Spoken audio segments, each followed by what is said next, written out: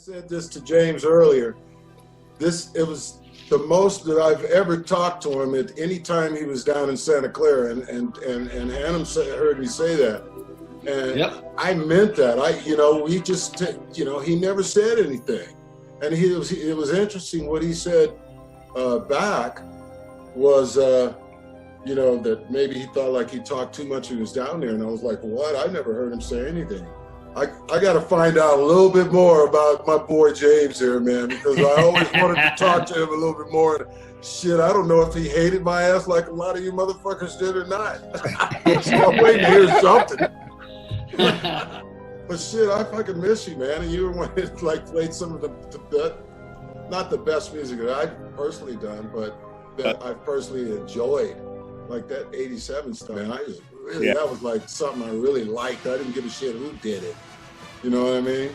Yeah. That was one of those things that was extra special for me, just because I just liked the music so much.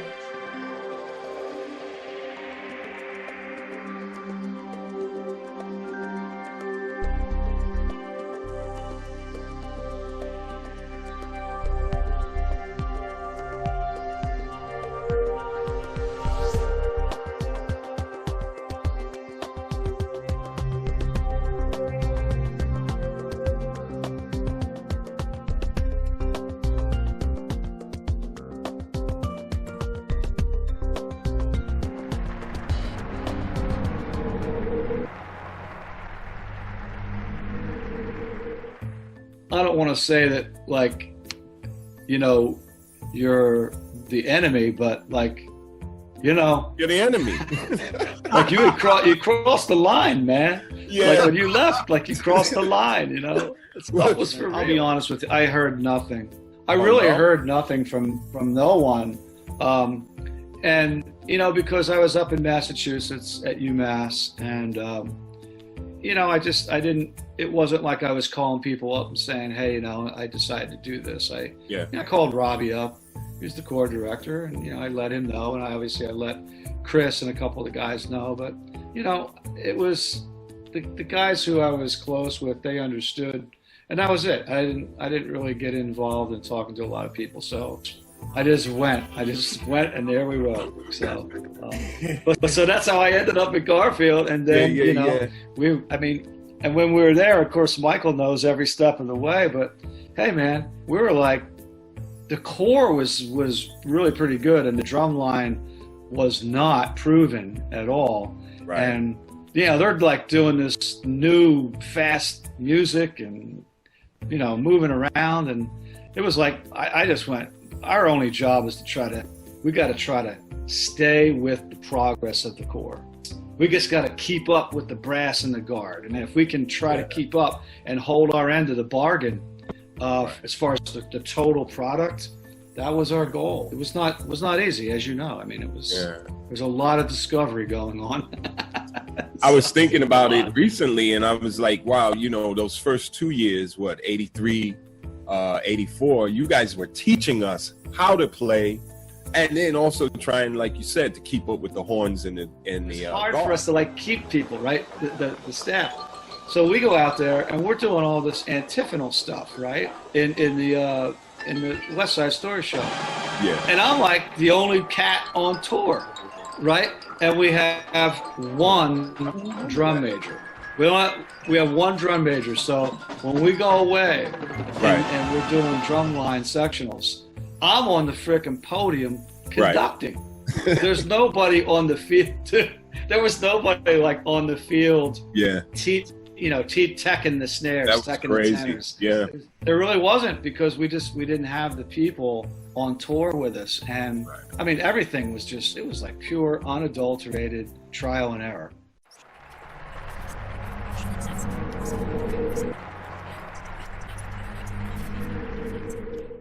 I don't care what you guys are saying, but we were on the outside looking in going, check these guys out, man. I was ready to roll up my sleeve at 7 or 8 more notches. I'm going, oh yeah, because it was obvious. I'm going, somebody's teaching these mugs something.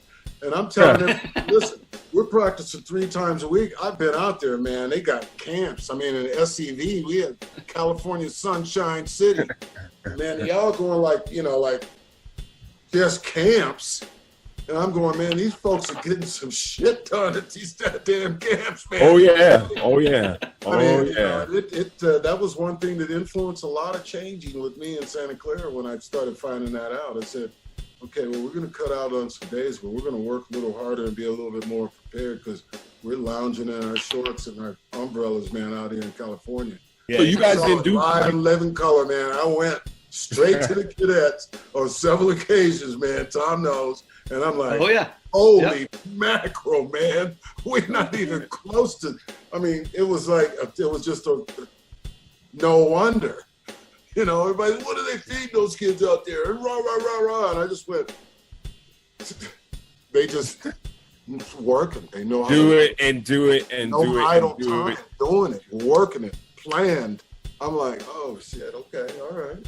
Well, and Michael Jones, you can appreciate this, and I'm sure, you know, Ralph, you're aware. I mean, Jim Prime, he was one prepared. Not only is he great, but he was one prepared guy, man. Oh. I mean, nobody was going to out-prepare Jimmer. That music was done early.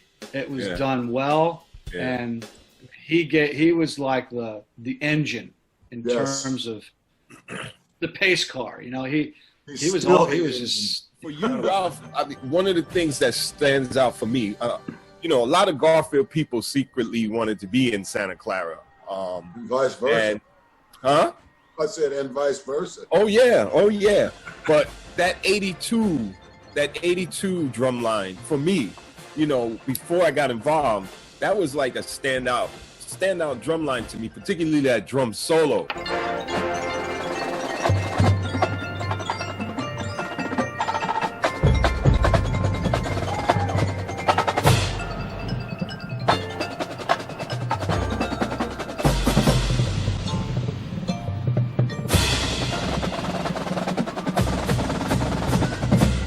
Love that. Let me say something real quick to that. I look at some of the percussion features that we did back in those days in the early 80s. Yeah. The temples we played at.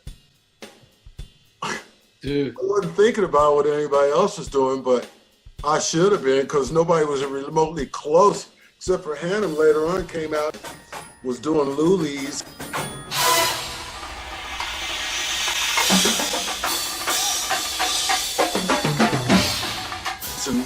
The Lulis and the Julios. I know all about everything, man. And Jerry and Meyer backing up, checking out everybody. And I learned an awful lot the way the course, because I tell people I'm going back, man. I'm going to check out. I'll be on my way over to Europe for, you know, doing some premiere stuff or Peisty or something. But I'd always stay over at Zigali's and Jimmy would be over there working.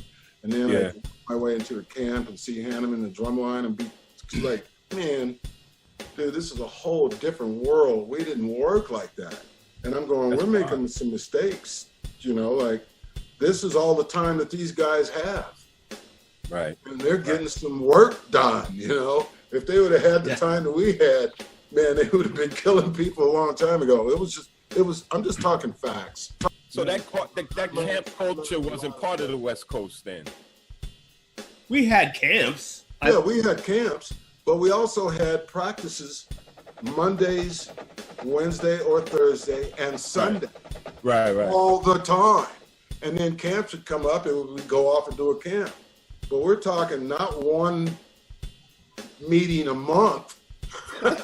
You know, we had meetings like 3 times a week. Yeah, I mean, I would think that that's an advantage then. You guys are going all the time. We're doing once a month and praying that it doesn't snow. You know? It became an advantage after I started traveling and seeing what else everybody else was doing with their time, i.e. the cadets. The thing is, everybody was going, man, well, what are they feeding these kids? And I'm going, they're no different than anything. They're just getting shit done in the amount of time that they have. And they're getting way more shit done than anybody. It's just, they're just better at it. You know, maybe a lot of corps that are out on the East Coast and the Midwest are doing that are successful because that's all the time they had too.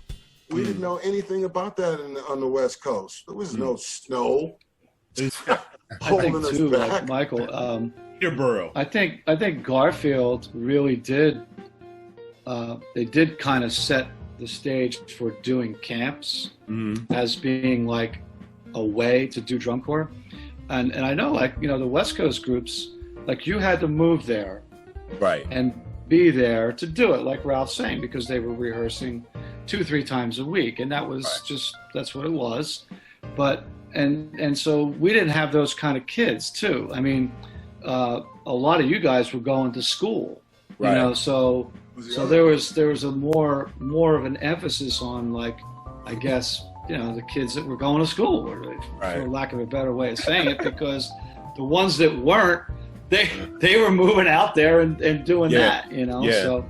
But I have to say this though too. I mean, and you were alluding to this, Michael, but, you know, for me, growing up and learning about drum corps and getting acclimated to, you know, what do you like and all that. I mean, the Vanguard was the core, like you were saying. Yeah. I don't know that people secretly wanted to be in the Vanguard. People wanted to be in the Vanguard. I mean, that's, it was never a possibility for me as somebody growing up, but that was my favorite corps. And, you know, they always had incredible musical talent. And, you know, that's like, I always wanted to be in a corps that was like the Vanguard.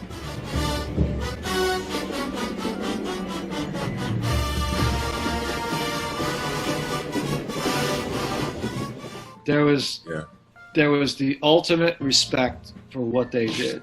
And like, when I'm listening to the albums and trying to copy things, and I mean, I'm listening to the stuff that Fred did, and I'm listening to the stuff that Ralph did. And you know, I think I may have said this to him, but I love that. I love the writing in that 81 show, man. I thought that was I thought that was awesome, man. The Vanguard in 81 was special. So many things I learned from that was pretty smooth, especially because it was all pulled off nicely. Everybody played nicely. The ensemble was nice. The drum line was clean as shit. Everybody. There was some pretty special parts.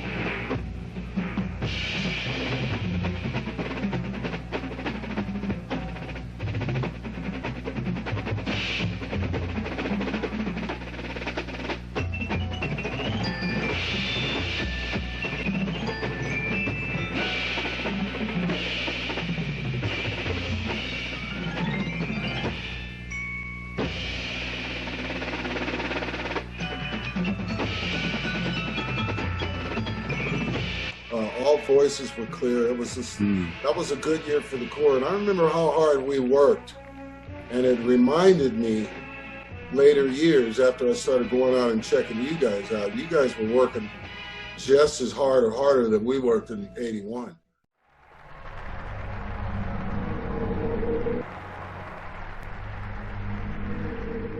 Like in 87, I liked a lot of that shit. You know, when we did in the closer and even in that Dance of the Buffoon thing, there was a lot of personal drumming for the guys. It wasn't so much you could hear it, but those parts were ridiculous and fun to play. I loved playing those. It was Scotty City, but it was like really fast and nobody really knew. They just knew there was some drumming going on. What was your writing process like for that year, for writing that music? What was your process? I was thinking about that earlier when I used to write in the early 70s and stuff. It was always anywhere. Yeah. Now it's, you know, sitting around, or even later on there, you know, in 87, it was, again, trying to play more of the game, because I wasn't going to change my writing style, but I was going to put in a few more flams and fucking cheeses and shit here and there. It's like, all right, well, we throw some of those in too, but I put those in for the Cheesecake Guys. It wasn't that I was trying to make a goddamn statement. You know The what? Cheesecake Guys? Well, yeah. I mean, you know, I dig it. I understand, but I'm not gonna be one of those guys. I was doing my same stuff, and I think it was the second time around doing a lot of that music, and even like the third time around, you know, with Les Ginka, because, you know, Fred and I did that the first year in 1978, and Right. we wrote it together. We did it again in '79. They did Dance of Buffoons in '75. I took a lot of the Fred parts in there, as I did with '81 Young Person's Guide. I took a lot of the Fred stuff. It was just too goddamn cool.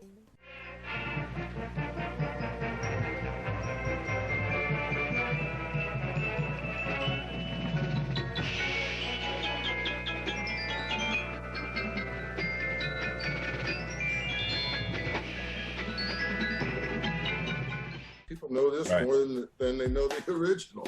Yeah. And, you know, Oh, that's true. Some of it I wanted to make it even more obvious because it was freaking genius. I wish I could have thought of that first, like he did. You know what I'm saying? Yeah. So by the second time around, I was like, shit, I know what to do with this.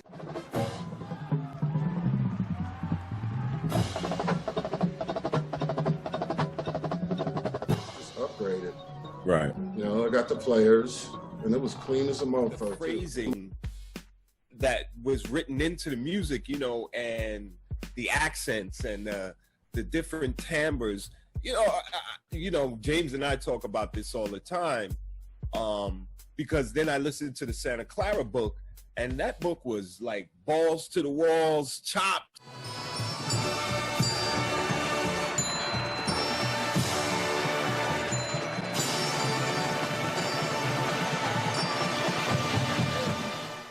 That was a difference of it, but what was the same is the musical phrasing. Yeah. Which was, you know, it's almost like the music dictated that. Yeah. Approach.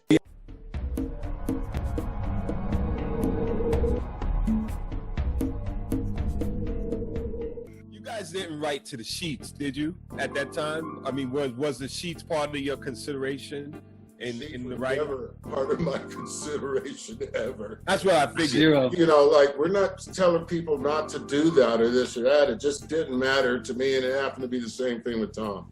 Yeah. Not to you either, get Hannum. too far. Yeah. That's zero. You know, I mean, think about it. We have not played as little as we did, or we have played as little as we did and tasted it as much as we did, and Dude's Cheaters and all this other stuff that you're talking about, right? Which were the coolest, because everybody else and their grandmother did them too. I mean, Michael Jones, you Like, know, shut up with all of that. Michael Jones, you know what that's Wine doing? and punks. It's sour grapes, man. Listen, I know. I mean, it's interesting we talk about the Cheaters, because I remember we were doing it on the field just to kind of keep everything together at a rehearsal. Yeah. And then all of a sudden it became part of the music. It's like, hey, wait a minute, we can't do that. I guess we can do that. And now I listen to it and it's Would like, not play for 32 bars, but Who's counting? But when you did play, you played some shit that everybody was like, what did they just do? I can't even comprehend that thing that they just did for 9 bars. I know, that's because of all the silence before, and they don't even know that. absolutely. Exactly. The silence was part You know of what I'm saying? It's because of all the tacit prior. some of the things that were said. Oh, you guys don't play enough, or you take a lot of time out, or the buzz roll cadets, or blah blah blah blah blah. You know what, man? all That's just people that just you know, because they just hated it that you won. That's all that shit is. Yeah. Because I heard the no. same shit before, even in SCV. I'm going, well, I ain't playing, you know, Blue Devil shit. But, Right. you know, quite frankly, you know, I already know how to play all of that shit. You Right. know, that ain't nothing compared. I'm not teaching that. I'm not I trying, mean, you we know. heard it as you know, you get together with your boys after the season and they march someplace else and, oh man, y'all didn't play anything, blah blah blah. Hannum, did you hear any of that as the writer? You mean when we were beating everybody? Those times too. No, Yeah, I heard it. I mean, Honestly, I was so tied up in what we were trying to do. I didn't care, Michael. What were we trying to do? What were we trying to do? What were we trying to do? We're trying to have a great season. Drum corps, the total drum corps, the total package, and I think that was very different for people to maybe process and digest, because you guys were, you were moving around a lot for then, it's not like it is now, but for then you were doing that. It was very different. The orchestration of, if you listen to the music selections and the orchestration of the brass and percussion together, it's one thing. So we played when we needed to. We played what we needed to. I mean, you could play more. You could play more stuff. Yeah. I mean, whatever. To me, it's just, that's people that they're not seeing beyond their own.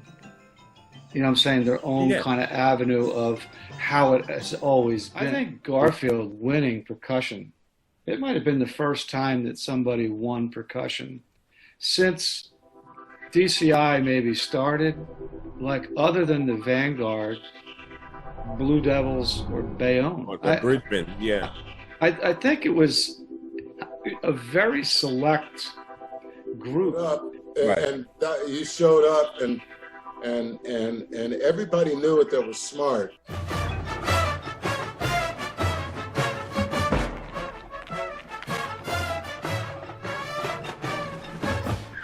It was like, God damn it.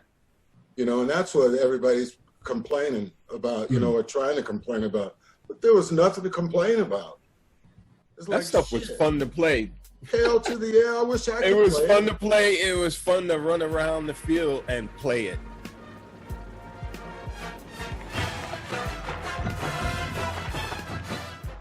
As Ralph said, cats who knew what was up.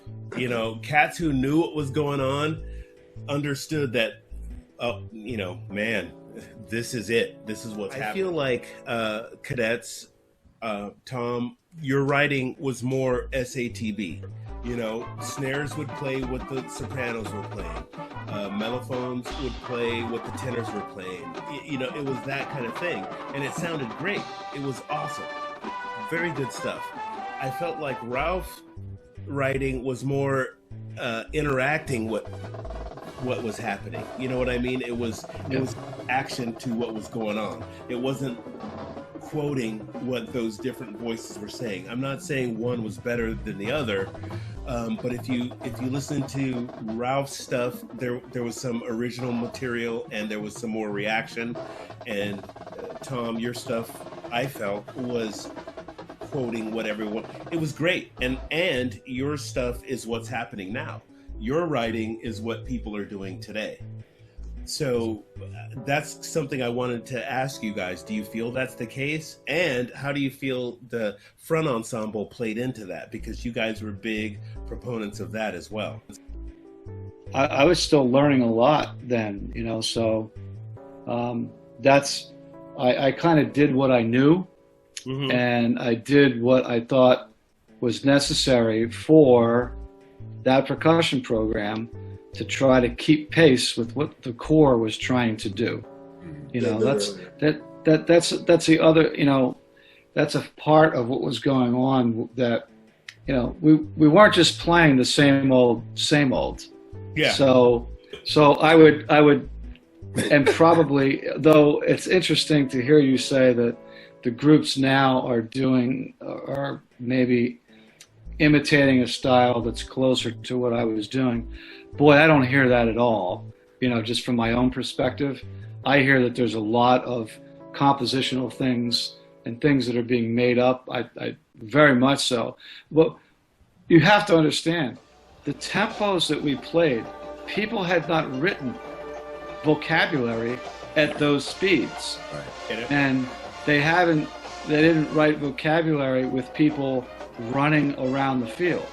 I get it. And they didn't, and changing where they're at in terms of their position and location. So Yeah, we could have played a lot more stuff, and it probably would have sounded like shit. It was influenced by the music, right, selection, orchestration, and speeds. Yeah. And then the visual, what Singale would do, that was a whole nother factor that had to be addressed into the performance ability of the group. Right. So a lot of the drum corps were not contending with that. You know, and then now you hear the groups, they can do all of that and way, way more, you know, right. with like incredible, amazing playing a bunch of stuff. So it just takes time to evolve through those 87 phases. was kind of like the first year that we got to play as an ensemble for longer periods of time in the drill. So we weren't split up, you know, we were kind of moving all over the place, but we played as a drum line. The thing that was special about that is that it wasn't always AS or whatever you said, SABT, GYXYZ.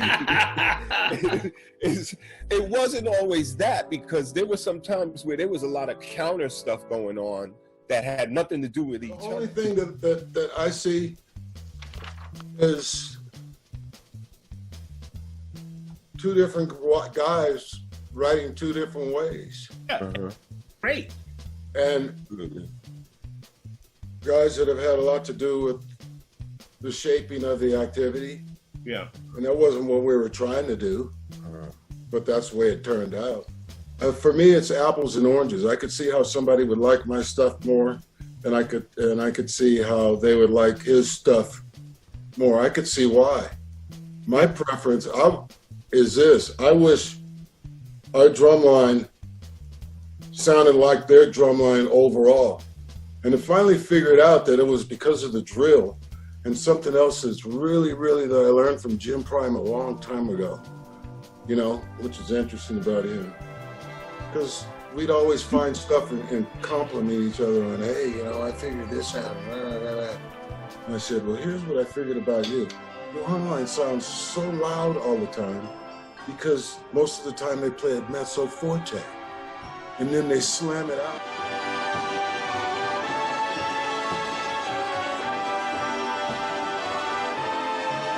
Well, especially in West Side Story. He goes, wow, you noticed that? And I went, yeah.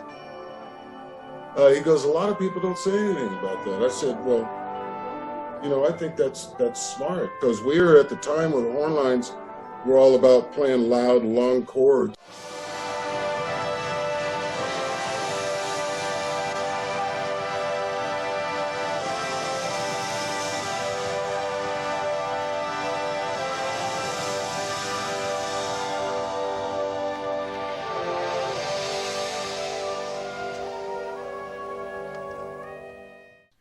And nobody was worried about. All of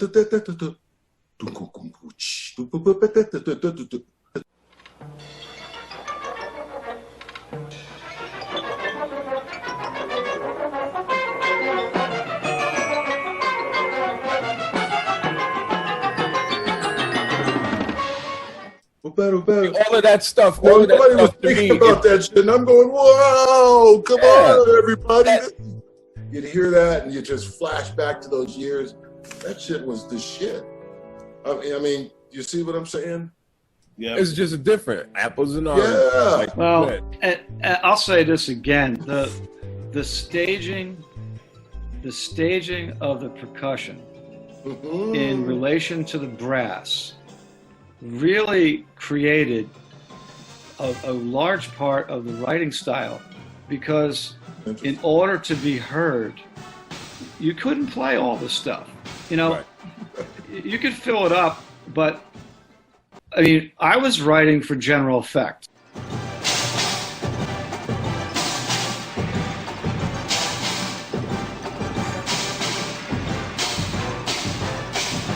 We were not writing to win, you know, a field drum score. We were writing to create general effect, and that was the premise. Maybe James, that's the biggest thing where it kind of started to you know what I mean, move in a direction is that aspect of it. And man, when you're behind a horn line that's got, you know, they've got the juice and they're bringing it, you have to write a certain way, especially if the music's going fast. Support. You've got to write a certain way if you want to be participating in the effect, or else you're just going to get you're bowled over. Right. And you're going to get blown over anyway, so you better learn how to play some tight-ass unisons. That's right. Starters. That's right. Yeah. It's a different thing, man.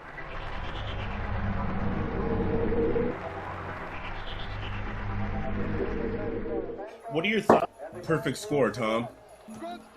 What are my thoughts on it? Yeah. I think that we were probably, you know, we were probably at the right place at the right time in terms of, you know, where drum corps was, how it was evolving, and what people were ready for. You know, I think they were probably ready for something a little different. Yeah. You got to figure that, you know, they just, Bridgman had won 3 years in a row, and then I think maybe the Blue Devils had won drums 3 years in a row, or, you know, I mean, something like that. So, and the Vanguard was prior to that. And that's kind of the mixture that they were accustomed to. And so this different thing was there, and, you know, this different thing was there. And they, you know, they had seen it brewing. Right. It was brewing for a few years. And so we managed to put it together with a very attractive show that people enjoyed. And, you know, it hit them, I think it hit them the right way. And, you know, we were proficient, man. I mean, there's no doubt about it. We were extremely proficient. And, I mean, we wound up getting some tens, like, before we even got to finals. Yeah. You know, so there was a really great feeling about what was happening, and I think people were, you know, they were kind of in our corner in some respect. They Well, I mean, you know, you had all that coming because, you know, you had worked for it and you had achieved something that was so strong within, you didn't have to talk about it very much. All right, I'll say something about it.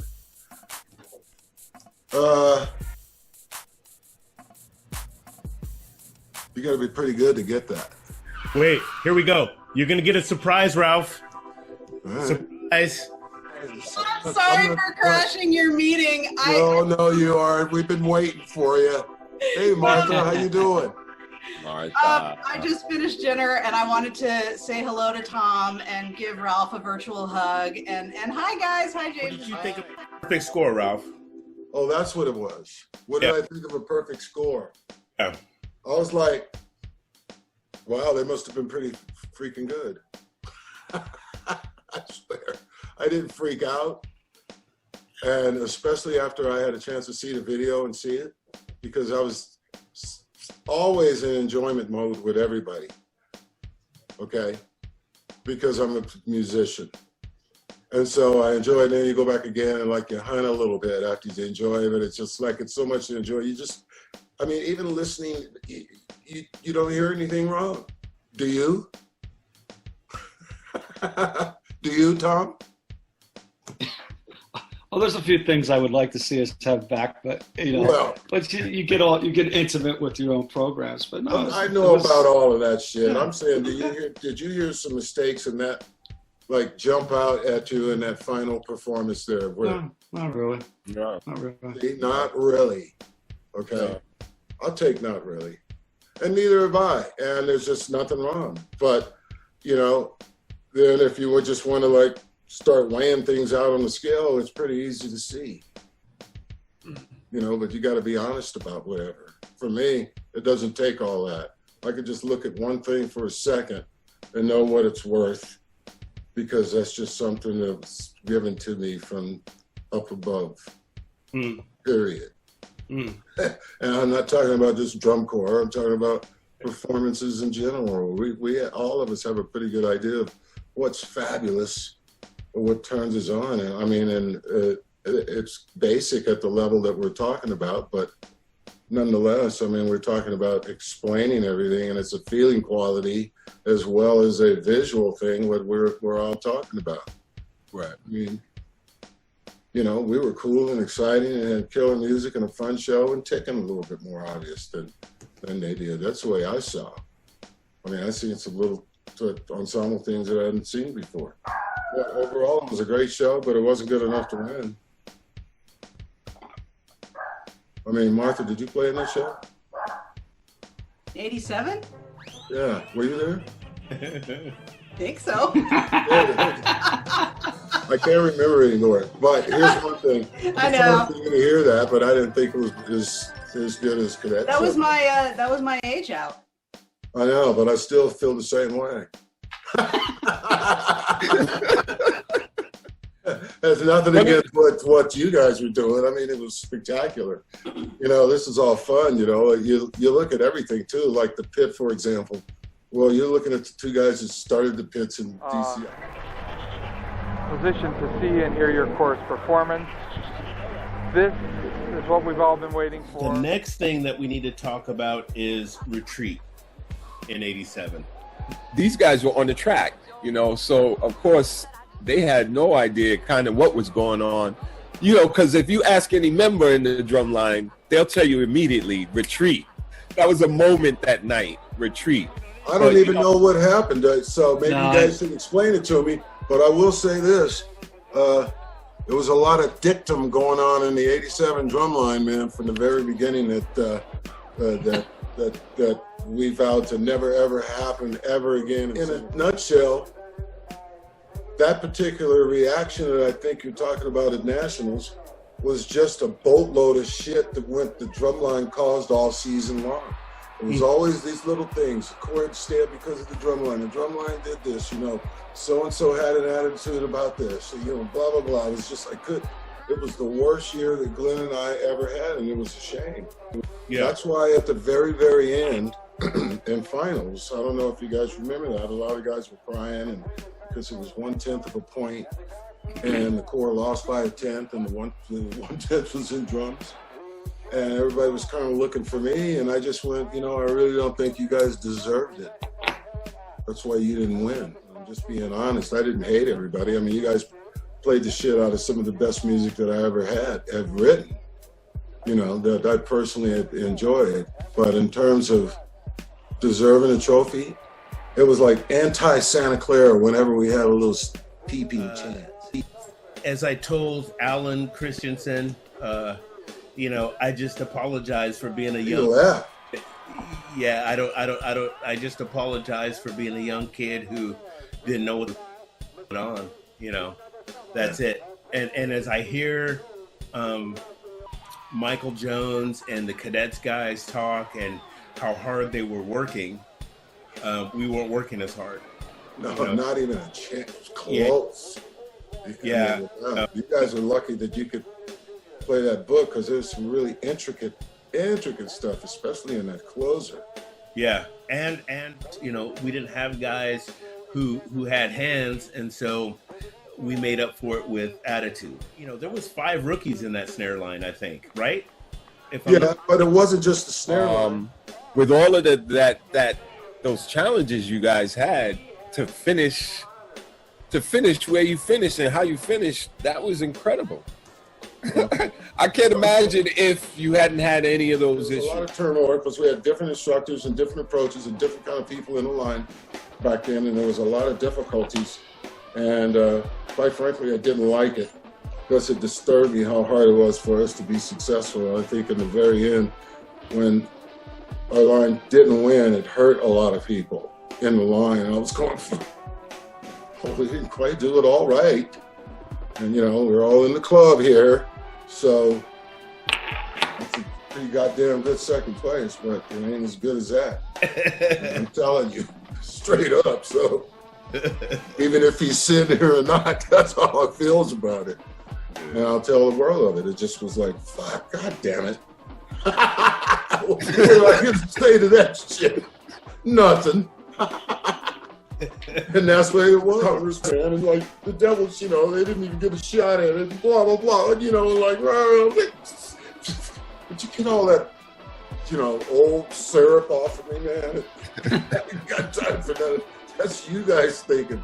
I ain't doing shit. What the hell do you think I'm doing? General, of course, we only have our own perspective, but my sense of things is that for a drum line that got a perfect score, right, in 3 captions, if they got 10s and 3 captions, it strikes me that is, seems like it's rather underappreciated,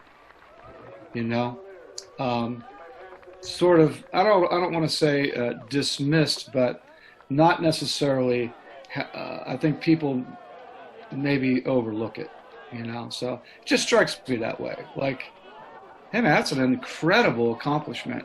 I don't know that it's really thought of in quite those terms. No, maybe because because it's not. It's not, because it's like, it's too easy. People don't just want to accept it, and they'll come up with tedious little things, and you can have little arguments and stuff like that. I've seen that forever. I'm good with whatever. You enter a competition, at the end, people make those decisions, and that's who's in there. And, if you're in the mix, then keep your fingers crossed. So being in the mix is like pretty cool. What comes to my mind all the time is Mark Sylvester used to say this, is that a performance is a rehearsal with the uniform on.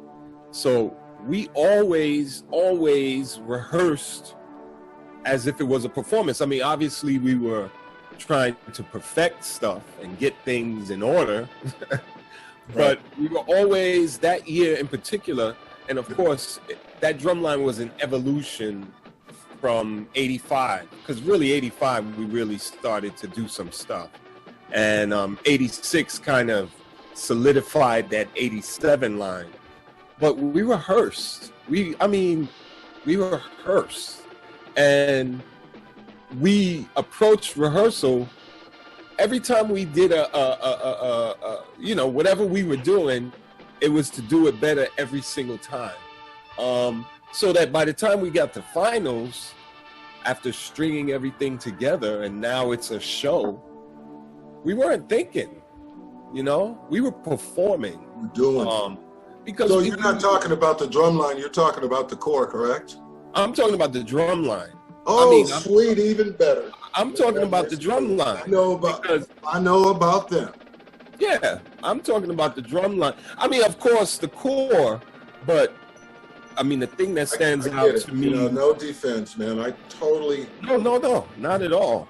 We rehearsed hard.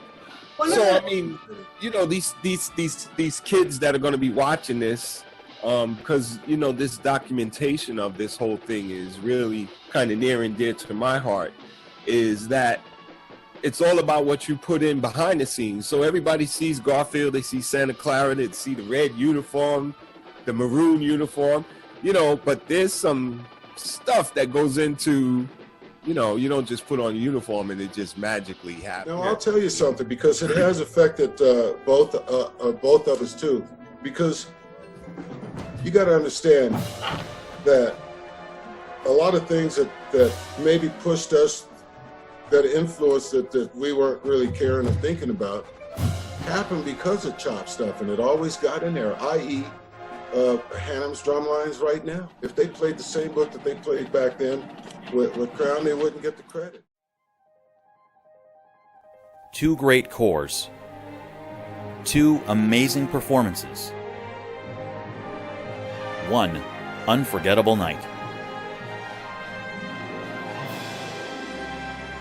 30 after 30. The most talked about.